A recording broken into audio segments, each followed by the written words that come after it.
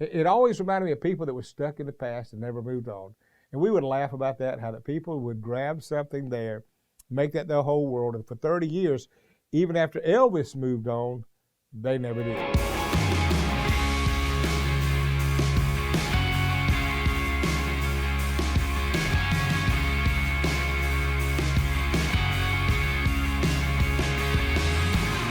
Hey gang, glad to have you here on BP Leadership, and we're going to talk for just a moment, just me and you. It's kind of an opportunity that we've talked with the team and said, we've had a lot of guests and we've got other guests coming, but why don't we just take this moment and you and I get to know each other and talk to each other, and so I thought, let's do it. Okay, let's do it. I'll tell you something that's funny. We were talking about today about conspiracy theories and all that, and one of my team members said, yeah, I had somebody the other day that asked me about Elvis Presley and said they think there's Elvis Presley still alive, and I forgot all about that. I used to know a guy. He was a friend of mine. He passed away about a year and a half ago, and he was Elvis Presley's stepbrother. His name was Rick Stanley, and Rick was a wonderful guy.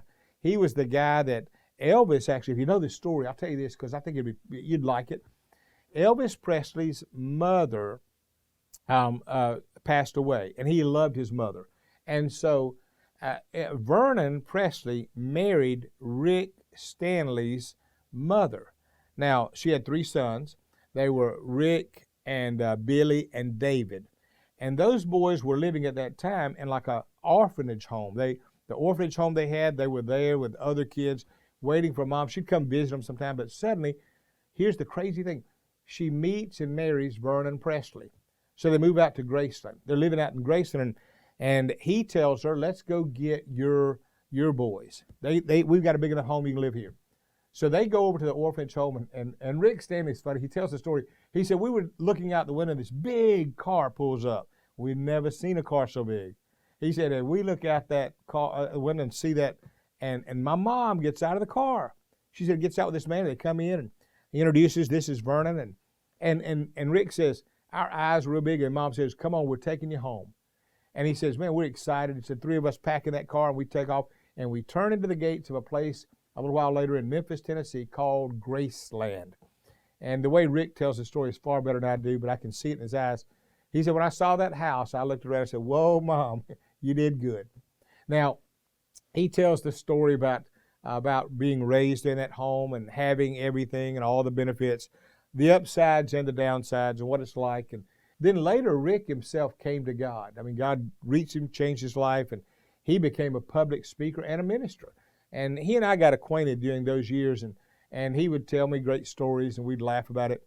He'd tell me these that were funny. He said, I'd go to speak at a church sometime, and he said there'd be these people in the audience that looked like Elvis impersonators, with the sideburns and the hair spiked up and the collar turned up. And he said they'd come up to him, he said they'd act all like we're in this group together. They'd say, Rick, I'm really sorry about your brother, buddy. I'm really sorry about your brother. He said, I'd want to say, get a life. He's been dead now 30 years. Get a life. Move on. It always reminded me of people that were stuck in the past and never moved on. And we would laugh about that, how the people would grab something there, make that their whole world. And for 30 years, even after Elvis moved on, they never did. I tell you that to tell you out of Rick's story today. It's really important for some of us. You've been stuck in one place a long time. How about this? How about get ready to bury it and let's move on? That's the word for today. Hey, this is my book, Make a Break for It.